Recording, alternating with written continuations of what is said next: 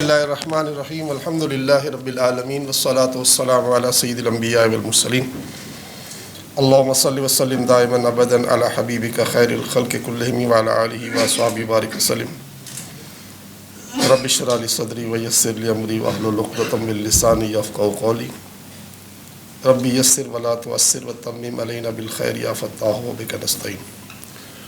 سر صاحب آپ کا بہت شکریہ تشریف لائے، آپ تمام مہمان گرامی کا بہت شکریہ، تمام احباب کا شکریہ، بچوں کا۔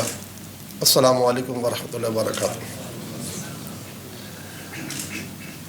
اللہ تعالیٰ کے رسول صلی اللہ تعالیٰ علیہ وسلم فرماتے ہیں کلکم رائن و کلکم مسئول عن الرعایا، تم میں سے ہر شخص ذمہ دار ہے اور تم سے تمہاری رعایا کے بارے میں پوچھا جائے گا۔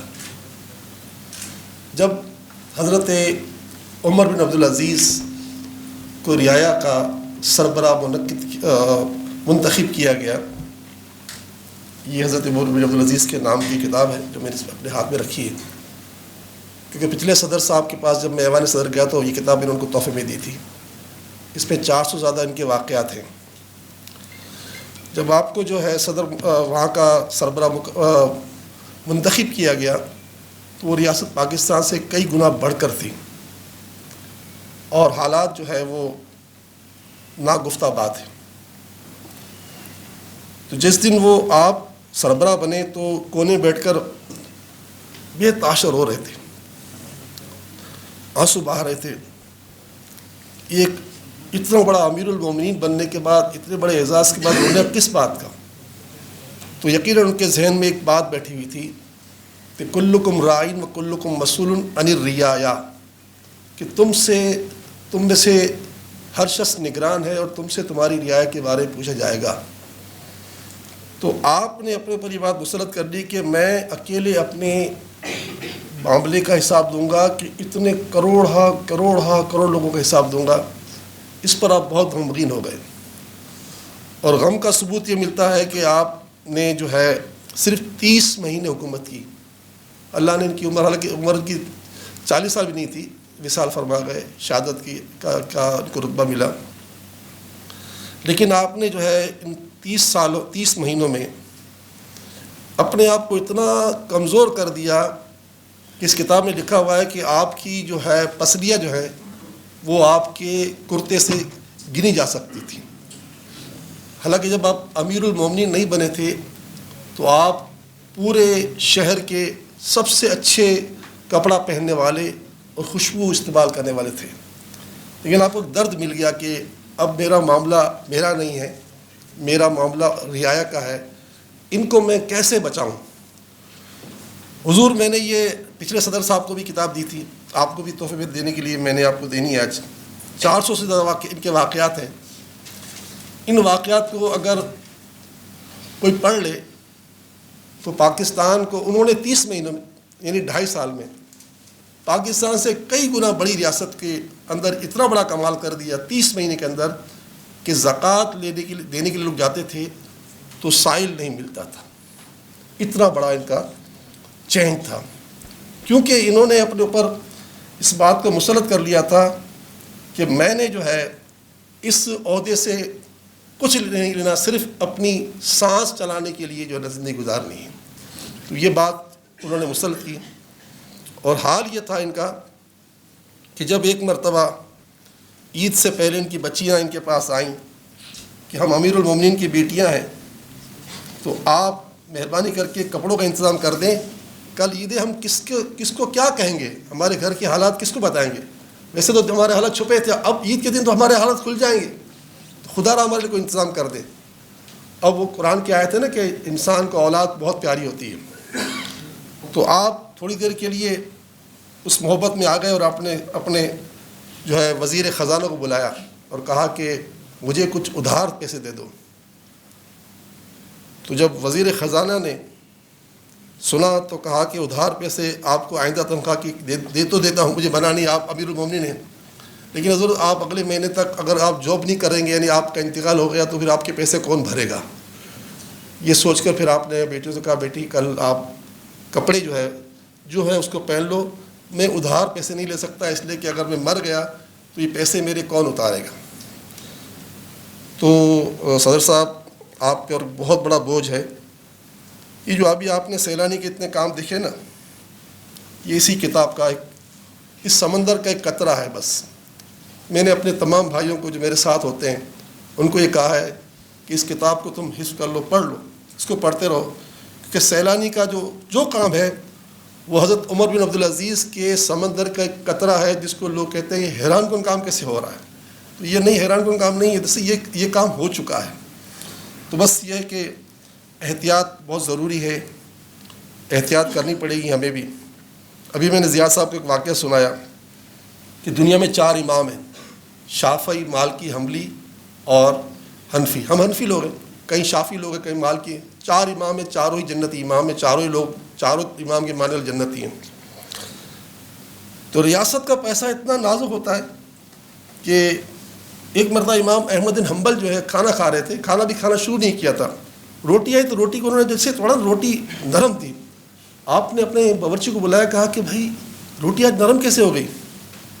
کہا حضور مسئلہ یہ ہے کہ آج آٹا جو ہے سخت ہو گیا تھا، تو آپ کا بیٹا جو چیف جسٹس ہے نا، قاضی القضا ہے، تو اس کا قریبی وہ ہے مطبخ میں وہاں چلا گیا اور میں وہاں سے خمیر لے کر آ گیا تھا، تو اس کو میں نے ملا دیا تھا.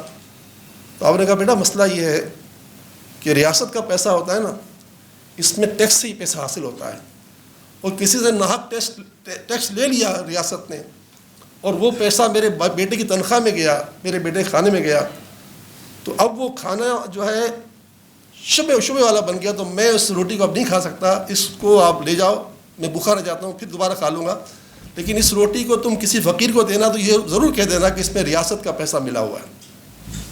اللہ اکبر. وہ پھر اس کے بعد جو ہے 4-6 دن 8 دن گزر گئے، تو آپ نے اس سے پوچھا کہ کیا وہ روٹی کا کیا ہوا؟ آپ نے فقیر کو بتایا تھا کہ وہ ریاست کا پیسہ والی روٹی ہے؟ کہ حضور کو ایسا بندہ ہی نہیں ملا. آخر میں نے کیا کیا کہ دریا دجلہ میں ڈال دی روٹی تاکہ مچھلیاں کھا لیں. تو آپ نے اپنے باورچی سے کہا خبردار آج کے بعد دریا دجلہ کی مچھلی سے مجھے مت کھانا پکا کے دینا، کہیں اس روٹی کو کسی مچھلی نے کھا لیا ہوگا، میں اس روٹی کو نہیں کھانا چاہتا، اس روٹی نہیں کھانا چاہتا.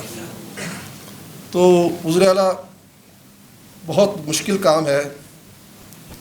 اللہ کا شکر ہے، اللہ کا احسان ہے، قسم خدا کی اللہ کا احسان ہے کہ اللہ تعالیٰ نے ہمیں ایسا کر دیا ہے کہ ہم روز روتے ہیں کہ یا اللہ ہم ایک تنکے کے بوجھ کے ساتھ نہ مریں.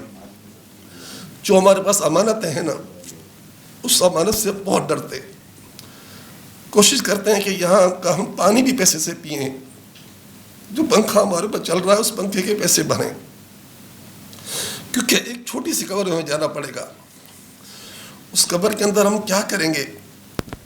جب سیدی امام اہل سنت مولانا شاہ احمد رضا خان علیہ رحمۃ الرحمٰن فرماتے ہیں کہ تم نے کسی کے 3 پیسے کھا لیے، 3 پیسے، تو تمہیں 700 نمازیں دینی پڑیں گی.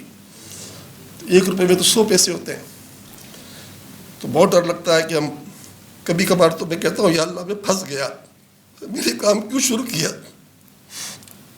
میرے پاس امت کی اربوں روپے کی امانتیں ہیں، کیسے حساب ہوگا؟ کس طرح اس کا جواب دوں گا؟ تو بہت مشکل ہے، ذمہ داروں کے لیے بڑی مشکل ہے. جب حضور فرماتے ہیں کلکم رائن کلکم مسئول عن الرعایا، تم سے تمہارے ہر آدمی کے بارے میں پوچھا جائے گا. عمر فرماتے ہیں اگر فرات پر کتا پیاسا رہ گیا تو عمر سے پوچھا جائے گا. یہ احتیاط تھا ہمارے بڑوں کا. ایک مرتبہ صدر مشرف صاحب میرے ساتھ بیٹھے ہوئے تھے، میں نے ان کو کہا کہ ابو بکر صدیق دوپہر کو کھانا کھانے گھر پہ آئے، تو اتفاق سے کھانے میں سالن کے ساتھ جو ہے وہ حلوہ بھی تھا. تو ابو بکر صدیق نے کہا رضی اللہ تعالیٰ عنہ بیگم صاحبہ سے کہ یہ حلوہ کس نے بھیجا ہے؟ کہا کسی نے نہیں بھیجا، بیت المال سے جو پیسے ملتے ہیں مہینے کے، میں کچھ اس پہ جمع کر رہی تھی، کرتی رہی کئی دنوں سے، تو اب آج اتنا پیسہ ہو چکا تھا کہ میں حلوہ پکا سکی ہوں. آپ نے اس حلوے کو تو کھایا چھوڑ دیا. بہرحال آپ فوراً گئے جب لوٹ کر، اور آپ نے خازن کو بلایا، کہا کہ ہمارے گھر میں تم پیسے جو دیتے ہو نا ریاست کے، وہ زیادہ ہیں، اس کو کم کر دو، ہمارے گھر میں حلوہ پک گیا. تو صدر صاحب آپ بھی پھنس گئے ہو، میں بھی پھنس گیا ہوں، اب کیا کریں؟ کسی نہ کسی کو تو ذمہ داری دینی پڑے گی. میں اپنے اسٹاف کا تقریباً 3000 اب ہمارا اسٹاف ہو گیا ہے. پہلے جو میری آپ نے ڈاکومنٹ سنی 1.5 2 سال پہلے کی بات ہے. تو اب ہمارا تقریباً 3000 اسٹاف ہو گیا ہے کم بیش. تو میں اپنے اسٹاف کو کہتا ہوں دیکھو اگر تم بشیر فاروقی کے پاس ڈوگے کرتے نا اور اگر تمہیں بددیانتی کی تو تم کو خالی بشیر فاروقی پکڑتا قیامت کے دن. لیکن تمہاری تنخواہ اگر 15,000 ہے یا 1 لاکھ ہے, تم سے یہاں جو کوئی 5 روپئے ڈال رہا ہے, کوئی 50 ڈال رہا ہے, کوئی 100 ڈال رہا ہے, یہ سب لوگ کھڑے ہو جائیں گے کہ یا اللہ میری تنخواہ سے اس کو تنخواہ ملی تھی, میرے پیسے سے تنخواہ ملی تھی اور اس نے اس پہ حق ادا نہیں کیا تھا, تو تم کس کس کو جواب دو گے. اس لیے مہربانی کر کے اپنے حق ادا کرو. میں ان کو کہتا رہتا ہوں. اور خان صاحب سے جب میری ملاقات ہوئی تو میں 3-4 نیتیں کر کے گیا تھا خان صاحب کے پاس. اس میں ایک میری نیت تھی, میں نے پہلے ان کو کہا کہ آپ کی پارٹی کا نام انصاف ہے, بہت بڑی تعداد میں لوگ بیچارے بے قصور قیدے پڑے ہوئے ہیں, ان کو نکلواؤ.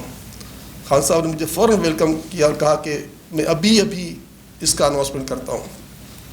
اور اللہ کا شکر ہے کہ خان صاحب کے دل میں لفظ قیدی اتنا جچ گیا کہ ماشاءاللہ 2100 قیدی انہوں نے سعودیہ سے چھڑوا لیے ماشاءاللہ. خان صاحب سے میں نے دوسری بات کی کہ خان صاحب آپ نے کہا ہے کہ میں 1 کروڑ لوگوں کو ملازمت دوں گا, تو آپ کیسے دو گے؟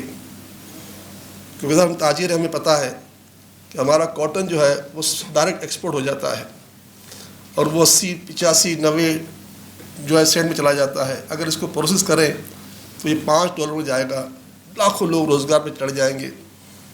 تو انہوں نے اس بات کو پسند کیا. تیسری بات جو میں ان سے نہیں کہہ سکتا کہنی تھی اور نہیں کر سکا, بس اتفاق کی بات ہے, وہ میں نے کہا میرا یہ کہنا تھا کہ سر آپ تنخواہ مت لیں تاکہ یہ آپ کا صدقہ جاریہ ہو جائے. کل کوئی وزیر اعظم آئے گا تو آپ کی تقلید کرے گا. تو میں ان کو تو نہیں کہہ سکا, لیکن میں ہاتھ جوڑ کر صدر پاکستان سے کہوں گا کہ وہ تنخواہ نہ لیں. ریاست کا پیسہ بہت نقصان دہ پیسہ کہ آپ کس کو حساب دو گے. اللہ تعالیٰ ہماری مدد فرمائے. جاتے ہوئے 2-4 باتیں کہتے جاؤں کہ خان صاحب نے کہا تھا کہ 50 لاکھ مکان بنانے ہیں. یہ مرد کلندر بیٹھا ہوا ہے حسن بخشی, اس نے بات کی ہے خان صاحب سے. انشاءاللہ تعالیٰ ہم مل کر اس میں کام کریں گے انشاءاللہ تعالیٰ. ہم نے الحمدللہ ہمارے گورنر عمران اسماعیل کو بلایا. ہم نے کہا یہ الحمدللہ ہمارا یہ کام 1900 سال پرانا ہے, 1819 سال پرانا ہے. ہم ماشاءاللہ لوگوں کو مکان بنا کر دیتے رہے. اب تک اللہ کی رحمت سے بہت لوگوں کو مکانات بنا کے دی. ہم نے نہیں دی, ہمارے پروردگار نے آپ لوگوں کو بھیجا, آپ نے چندہ دیا, ہم نے بنا دیا. ہمارا اس میں کوئی کمال نہیں ہے. تو ماشاءاللہ ابھی ان سے ہم نے کہا کہ آپ 92 یہ عدد ہے 92 میرے آقا کے نام کا, نام محمد کا عدد ہے 92 صلی اللہ علیہ وسلم. تو میں نے 92 ہم نے مکان بنائے 3 بیڈ کے. اور یہ مکان جو ہے مطلب یہ نہیں کہ اگر بازار میں بیچنے جائیں تو آج بھی اس کی ویلیو 35 لاکھ روپے ہے. لیکن الحمدللہ ثم الحمدللہ ہم نے ان کو دیے 21.5 لاکھ روپے کا اور 14 سال کی قسطوں پر دیا ماشاءاللہ. یعنی 11,000 روپے کرایہ دیں گے, وہ 11,000 کرایہ نہیں دیں گے بلکہ 11,000 روپے قسط ہو رہی ہوگی. تو یہ آخرکار اپنے مکان کے مالک بن جائیں گے. تو ہمارے گورنر صاحب کو بہت پسند آیا. انہوں نے کہا یہ آپ کا فارمولہ ہمیں دے دیں. ہم نے پورا فارمولہ ان کو دے دیا ہے الحمدللہ اللہ کی رحمت سے. تو اب اس فارمولے پر پاکستان کے 50 لاکھ مکان جو بنیں گے اس میں ہم ہر وقت تیار ہیں انشاءاللہ تعالیٰ. ہم آپ کا ساتھ کیا ہم دیں گے, ہمیں اللہ تعالیٰ توفیق دے گا. نمبر 2, خان صاحب نے جو پناہ گاہ بنائی ہیں ماشاءاللہ اللہ کے فضل و کرم سے اکثر پناہ گاہیں سیلانی نے اڈاپٹ کر لی ہیں. اللہ سے اپنی باروں قبول فرمائے. نمبر 3 الحمدللہ آپ نے ہمارے ساتھ جو کام کیا ہے اللہ آپ کو اجر عطا فرمائے. اب آپ ہمیں پاکستان میں کیونکہ دیکھیں دنیا بھر میں افتاد آتی رہتی ہیں, آفتیں آتی ہیں, اللہ معاف فرمائے. کبھی کہیں زلزلے, کہیں سیلاب, کہیں طوفان, کہیں طاعون, کہیں قحط. تو آپ کی پاکستان کی ریاست کے ذریعے آپ کی ذمہ داری ہوتی ہے کہ آپ ان لوگوں کی مدد کریں. تو آپ کرتے ہوں گے, کریں گے بھی آپ. اللہ کرے گا ایسی پریشانی نہ آئے. جب بھی کوئی پریشانی آئے تو سیلانی آپ کے ساتھ کھڑا ہوا ہے. آپ ہمیں ضرور موقع دیجیے گا. پوری دنیا میں جہاں بھی کہیں گے انشاءاللہ ہم آپ کے ساتھ چلیں گے. اور آخر میں ایک بار پھر آپ کا مشکور و ممنون ہوں کہ آپ نے ہماری باتیں سنی. اور میری جو آخری درخواست تھی کہ آپ تنخواہ نہ لیں, مجھے امید ہے انشاءاللہ آپ ضرور سے غور کریں گے.